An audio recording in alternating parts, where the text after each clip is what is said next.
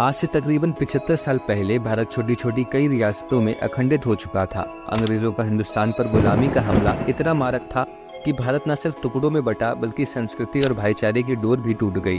भारत के अलग अलग राज्यों और रियासतों के मध्य दरार बढ़ती ही चली गई। संविधान निर्माताओं और तमाम राष्ट्र प्रेमियों ने कमाल की सूझबूझ और परख के साथ भारत के अलग अलग क्षेत्रों और समाज को एक साथ लाने का प्रयास किया और वो पूरी तरह से कामयाब भी रहे। इसी का उदाहरण हमें संविधान के आर्टिकल 2 और आर्टिकल 3 में देखने को मिलता है। आर्टिकल 2 हमारे देश के एरिया में किसी नए देश को भारत का राज्य बनाकर भारत में ऐड करने की ताकत पार्लियामेंट को देता है, तो वहीं आर्टिकल 3 भारत के अंदर राज्यों का नाम, राज्यों के एरिया, उनकी सीमाएं और भारत में मौजूदा राज्यों को बांटकर एक नया राज्य या यूनियन टेरिटरी बनाने के काम आता है। इन दोनों ही आर्टिकल का इस्तेमाल करने की ताकत सिर्फ और सिर्फ हमारे देश की पार्लियामेंट के हाथों में है। हमारे देश के अलग अलग राज्यों और उनकी विधानसभाओं को ये ताकत नहीं दी गई है। ऐसा इसलिए है क्योंकि अंग्रेजों के भारत में आगमन के बाद भारत को गुलाम बनाने के लिए अंग्रेजों की पहली जरूरत ये थी कि किसी भी तरह इस देश के ताकतवर राजाओं और प्रभावशाली व्यक्तियों को अपनी ओर करके पूरी आबादी पर गुलामी थोपी जा सके। क्योंकि अंग्रेज कुछ हजार की संख्या में भारत आए थे, ये कठिन था कि इतनी संख्या में आए अंग्रेज पूरे भारत को गुलाम बना पाते।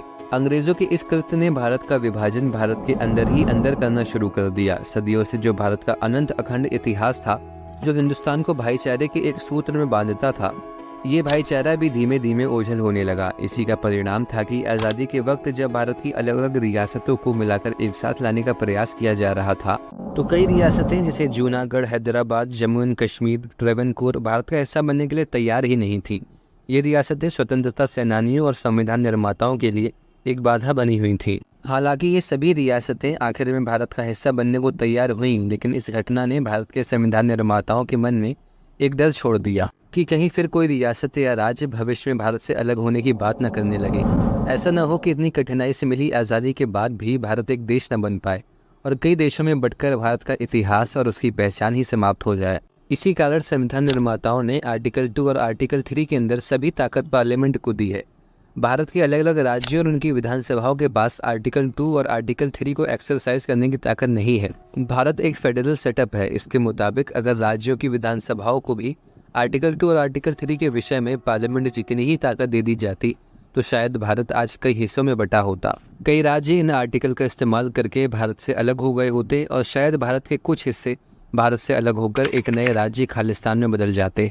इस वजह से आर्टिकल 2 में राज्यों और उनकी विधानसभाओं का कोई रोल ही नहीं है और दूसरी तरफ आर्टिकल 3 में राज्यों का ओपिनियन तो पूछा जाता है, लेकिन वो ओपिनियन सिर्फ फॉर्मेलिटी के बराबर है। ये दोनों आर्टिकल इस प्रकार से लिखे गए थे कि ये पार्लियामेंट को भारत के नक्शे में किसी भी तरह का बदलाव लाने के विषय में सारी ताकत देते हैं। पार्लियामेंट की इसी ताकत को बढ़ाते हुए संविधान निर्माताओं ने आर्टिकल 4 को भी हमारे संविधान में लिखा है। आर्टिकल 4 एक तरह से देखा जाए तो आर्टिकल 2 और आर्टिकल 3 का इस्तेमाल पार्लियामेंट के लिए आसान बनाता है। दूसरे शब्दों में कहें तो ये आर्टिकल 2 और आर्टिकल 3 के लिए सपोर्टिंग आर्टिकल की तरह काम करता है। तो आइए पढ़ते हैं आर्टिकल 4 को और जानते हैं कि कैसे संविधान निर्माताओं ने इस आर्टिकल के जरिए हिंदुस्तान को एक रखने का प्रयास किया।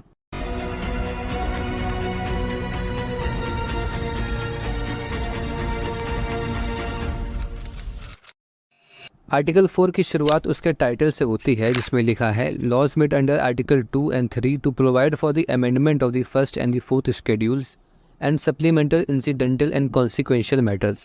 आर्टिकल 4 के टाइटल को पढ़ने के बाद ये समझ आता है कि पार्लियामेंट के आर्टिकल 2 और आर्टिकल 3 के तहत बनाए गए लॉज को इम्प्लीमेंट करने की वजह से शेड्यूल 1 और शेड्यूल 4 में बदलाव लाने पड़ते हैं। अगर हम संविधान में मौजूद इस शेड्यूल्स की बात करें तो ये शेड्यूल संविधान निर्माताओं ने भारत के समाज में मौजूद भेदभाव, जातिवाद और तमाम खामियों को ध्यान में रखते हुए कॉन्स्टिट्यूशन में इंक्लूड किए थे। संविधान निर्माता संविधान में कोई भी देश और समाज से जुड़ा विषय छोड़ना नहीं चाहते थे। इस वजह से हमारे संविधान को लिखने में 2 साल से भी ज़्यादा का समय लग गया। संविधान में देश से जुड़े हर विषय के मौजूद होने से संविधान काफ़ी लंबा बनकर तैयार हुआ। ये संविधान पहले से ही काफ़ी लंबा है। इसे और लंबा न बनाने के इरादे से संविधान में शेड्यूल्स लिखे गए। ये शेड्यूल संविधान में मौजूद आर्टिकल्स का फर्दर एक्सप्लेनेशन करते हैं। आर्टिकल से संबंधित एडिशनल इन्फॉर्मेशन इन शेड्यूल से मौजूद होती है, जो आर्टिकल्स के साथ में पढ़े जाने पर और अच्छी क्लैरिटी प्रोवाइड करते हैं। इसी तर्ज पर आर्टिकल 4 के टाइटल को पढ़ें, जिसकी पहली line laws made under article 2 and 3 to provide for the amendment of the first and the fourth schedules का मतलब यह है कि जब भी पार्लियामेंट के द्वारा आर्टिकल 2 और आर्टिकल 3 के अंदर कोई भी लॉ पास किया जाता है तो शेड्यूल 1 और शेड्यूल 4 उससे इफेक्ट हो जाते हैं। दरअसल शेड्यूल 1 हमारे देश में मौजूद सभी राज्यों और यूनियन टेरिटरीज की लिस्ट, उनका एरिया और उनकी कैपिटल को मेंशन करता है। वहीं दूसरी तरफ शेड्यूल 4 राज्यसभा में कौन से राज्य की कितनी सीटें होंगी ये मेंशन करता है, और इसके साथ साथ हर राज्य की अपनी अपनी विधानसभा में कितनी सीटें होंगी ये भी शेड्यूल 4 मेंशन करता है। तो जब हम आर्टिकल 2 के अंदर कोई लॉ बनाकर देश के बाहर किसी नई ज़मीन को अपने देश के अंदर कोई नया राज्य बनाकर इंक्लूड करते हैं, तो ऐसे केस में हमें शेड्यूल 1 के अंदर बाकी सारे राज्यों और यूनियन टेरिटरीज के साथ उस नए बनाए गए राज्य, उसके एरिया और उसकी कैपिटल को भी अमेंडमेंट करके मेंशन करना होगा, जिसे हमने अभी बनाया है। ठीक इसी तरह इस नए बनाए गए राज्य को राज्यसभा में कितनी सीटें दी जाएंगी इसका फैसला करके उन सीटों को शेड्यूल 4 में मेंशन करना होगा। इसी प्रकार से अगर पार्लियामेंट आर्टिकल 3 का इस्तेमाल करके एक राज्य को बांटकर 2 नए राज्य बना देती है या फिर किसी राज्य की बाउंड्री या एरिया कम ज़्यादा करती है, तभी शेड्यूल 1 में नए बनाए गए राज्य को अमेंडमेंट करके मेंशन करना होगा। साथ ही साथ उसके एरिया और उस राज्य की कैपिटल को भी मेंशन करना होगा। और इसके अलावा शेड्यूल 4 में इन नए राज्यों को दी जाने वाली राज्यसभा की सीटों को भी अमेंडमेंट के जरिए मेंशन करना होगा। इसके अलावा उस नए बने राज्य की खुद की विधानसभा में कितनी सीटें होंगी ये भी शेड्यूल 4 में मेंशन किया जाएगा। तो आर्टिकल 4 के टाइटल से ये समझ आता है कि पार्लियामेंट के आर्टिकल 2 और आर्टिकल 3 के इस्तेमाल करने और उसको इफेक्ट में लाने के लिए शेड्यूल 1 और शेड्यूल 4 में अमेंडमेंट करने पड़ते हैं। इसके आगे आर्टिकल 4 के टाइटल में supplemental, incidental and consequential matters लिखा हुआ है। इसका मतलब ये है कि शेड्यूल 1 और शेड्यूल 4 में बदलाव लाने के अलावा आर्टिकल 2 और आर्टिकल 3 को इस्तेमाल करने से सप्लीमेंटल मैटर्स में बदलाव आता है। सप्लीमेंटल मैटर्स बेसिकली वो मैटर्स होते हैं जो डायरेक्टली किसी राज्य को बनाने या उसकी बाउंड्री या एरिया कम करने से सीधे तौर पर जुड़े नहीं होते हैं, बल्कि आर्टिकल 2 और आर्टिकल 3 के द्वारा राज्यों और देश के नक्शे पर लाए गए बदलाव के एडिशनल सपोर्ट में होते हैं। जैसे फॉर एग्जाम्पल अगर एक राज्य को बांटकर एक और नया राज्य बनाया गया है तो एग्जिस्टिंग स्टेट को उस नए बनाए गए राज्य को तय किए गए बहुत से एसेट्स, लायबिलिटीज़ और पर्सनल्स अपनी बिलोंगिंग से ट्रांसफ़र करने होंगे जो अब उस नए बनाए गए राज्य के कहलाएंगे। इसी को हम सप्लीमेंटल मैटर्स कहते हैं। इसी प्रकार से इंसिडेंटल मैटर्स का मतलब उन मैटर्स से है जो कि काफ़ी माइनर है, यानी कि लेस इंपॉर्टेंट है और सेकेंडरी पर्पस सर्व करते हैं। जैसे फॉर एग्जांपल नए बनाए गए राज्य के लिए लोकल रेगुलेशंस या लोकल लॉज में थोड़ा बदलाव करना इंसिडेंटल मैटर्स की कैटेगरी में आता है। आखिर में कॉन्सिक्वेंशियल मैटर्स लिखा हुआ है। ये वो मैटर्स हैं जो डायरेक्टली आर्टिकल 2 और आर्टिकल 3 का इस्तेमाल करके लाए गए चेंजेस से संबंधित होते हैं। फॉर एग्जाम्पल नए बनाए गए राज्य की बाउंड्री डिसाइड करना या फिर उस राज्य का नाम डिसाइड करना या उस राज्य का एडमिनिस्ट्रेटिव स्ट्रक्चर डिसाइड करना कॉन्सिक्वेंशियल मैटर्स की कैटेगरी में आता है। अगर ब्रीफ में समझे तो सप्लीमेंटल मैटर्स वो अरेंजमेंट्स होते हैं जो इन लॉज को पास करने से पहले स्मूथ लॉ इम्प्लीमेंटेशन के लिए सरकार को अरेंज करने होते हैं।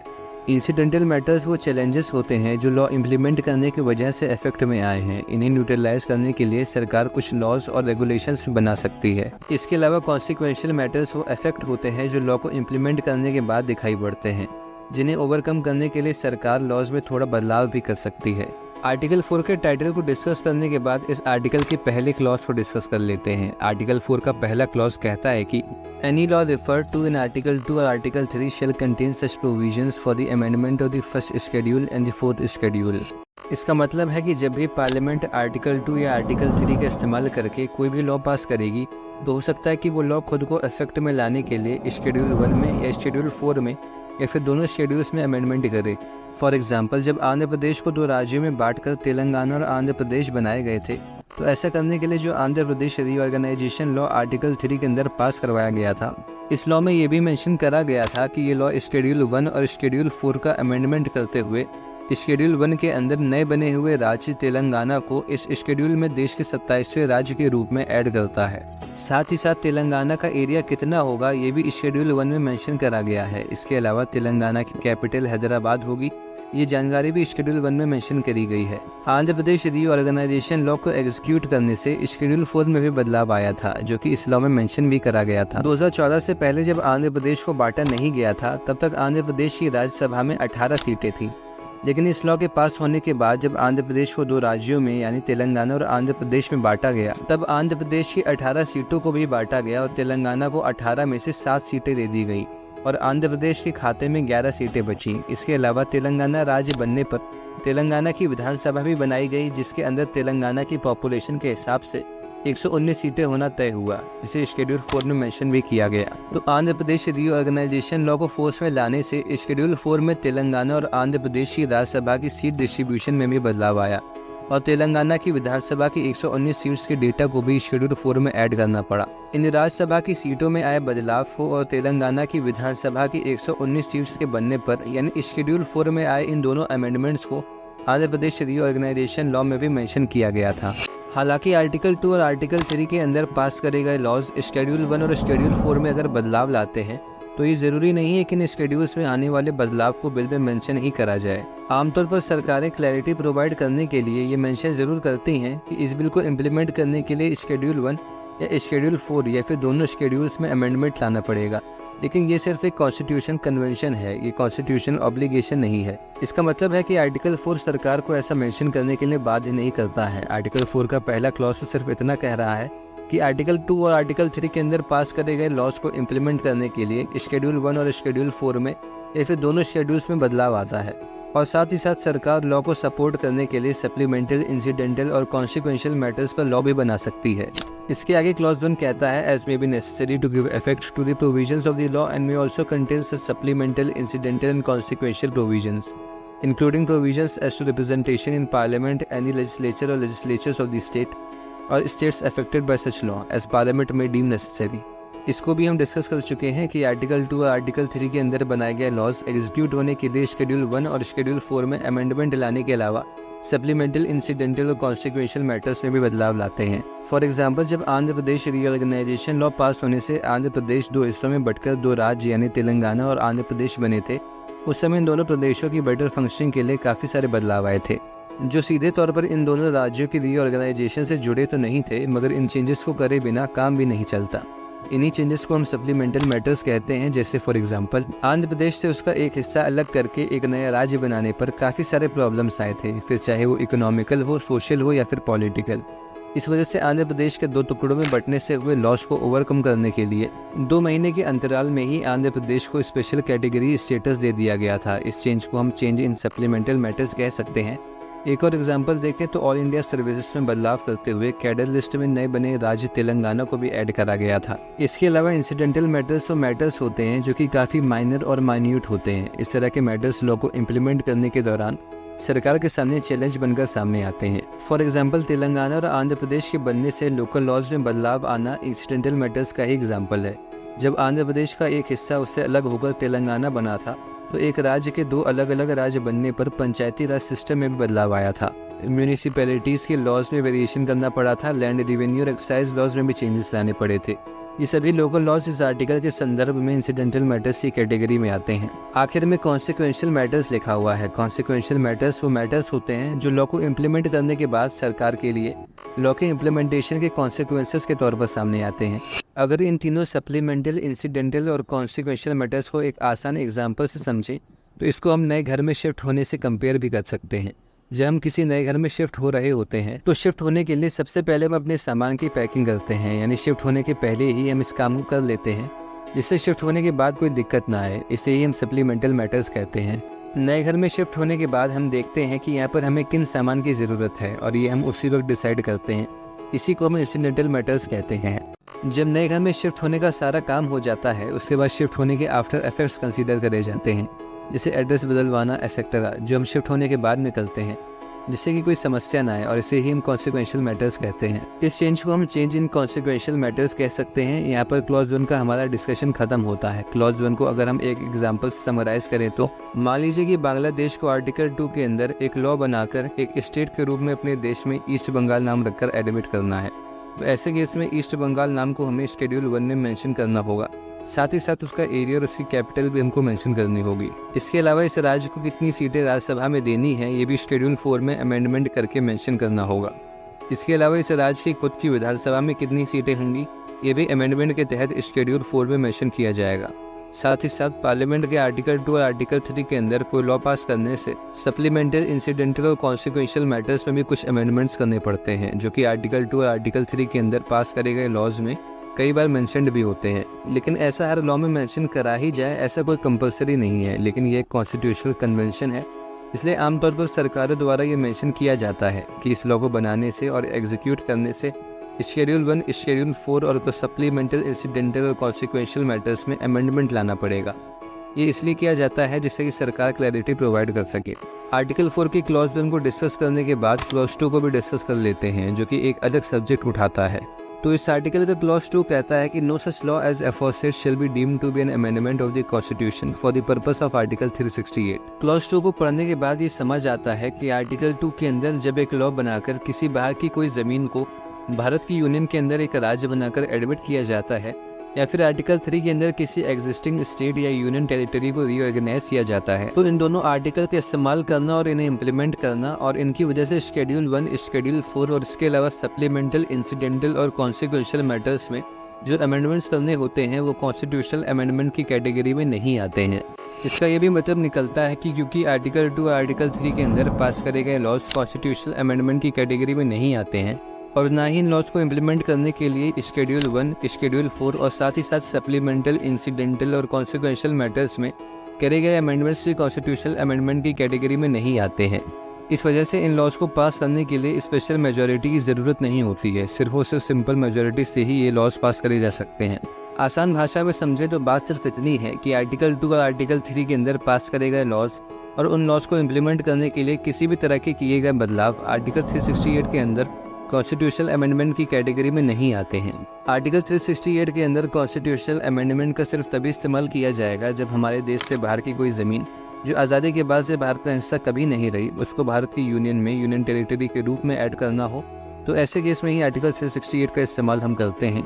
लेकिन अगर भारत के बाहर किसी ज़मीन को भारत का एक स्टेट यानी राज्य बनाकर हमारे देश में एडमिट करना है, तो ऐसे केस में आर्टिकल 2 का इस्तेमाल किया जाएगा। उदाहरण के तौर पर जब 1961 में गोवा को पोर्तुगीज से छुड़ाकर भारत की यूनियन का हिस्सा बनाया गया था, तब गोवा को यूनियन टेरिटरी के तौर पर भारत की यूनियन में एडमिट किया गया था। इस वजह से आर्टिकल 368 के अंदर कॉन्स्टिट्यूशनल अमेंडमेंट एक्ट पास करके गोवा को भारत में इंक्लूड किया गया था।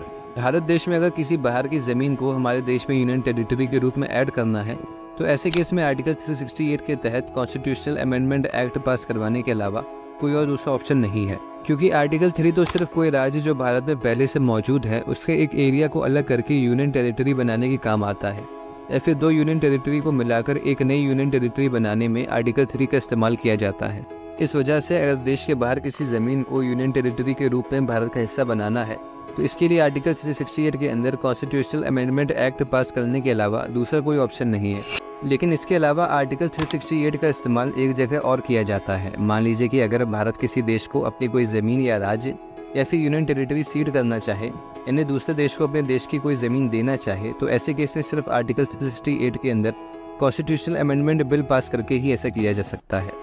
1958 में जब भारत और पाकिस्तान के बीच नेहरू गवर्नमेंट ने पाकिस्तान की सरकार के साथ एक एग्रीमेंट, जिसे नेहरू नून एग्रीमेंट भी कहा जाता है, उसे साइन किया था, जिसके अंदर वेस्ट बंगाल में बेरुबारी नाम का 9 स्क्वायर किलोमीटर के भारत के एरिया को पाकिस्तान को सीड करने की बात पर समझौता हुआ था। इस समझौते को और सरकार का काफी विरोध हुआ और मामला सुप्रीम कोर्ट में गया, जहां पर सुप्रीम कोर्ट ने अपने लैंडमार्क जजमेंट में ये कहा कि पार्लियामेंट को कोई ये ताकत नहीं देता है कि भारत की किसी जमीन को पार्लियामेंट दूसरे देश को सिर्फ अपनी ताकत से आर्टिकल 3 का इस्तेमाल करके सीड कर दे।